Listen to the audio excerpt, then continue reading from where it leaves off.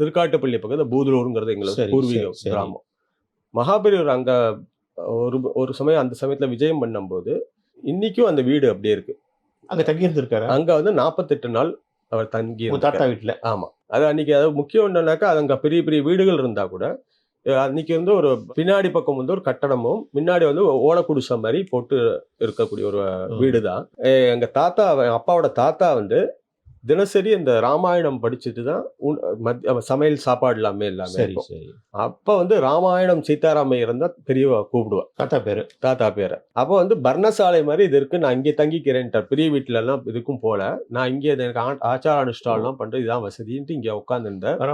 அவர் அங்க உட்காந்து அந்த படிக்கட்டு ஒன்னும் இருக்கு, அந்த அவரை உட்காந்து இடத்துல கதவை திறந்து அவரோட இன்னைக்கு எப்படி நீங்க படிக்க போறாருன்னு கேட்டு, அன்னைக்கு அது மாதிரி அவர் பூஜை புனஸ்காரங்கள் முடிச்சுட்டு அவர் படிக்கிறதுலாம் அந்த காத்து அந்த இடத்துல உட்காந்து படிக்கிறதாக அந்த இடம்லாம் அப்படியே தான் வச்சுட்டு இருக்கோம். இப்போ எப்படி இருக்கு? அந்த இடம் அப்படியே இருக்கு. அந்த வீடு பூதலூர்ல. பூதலூர்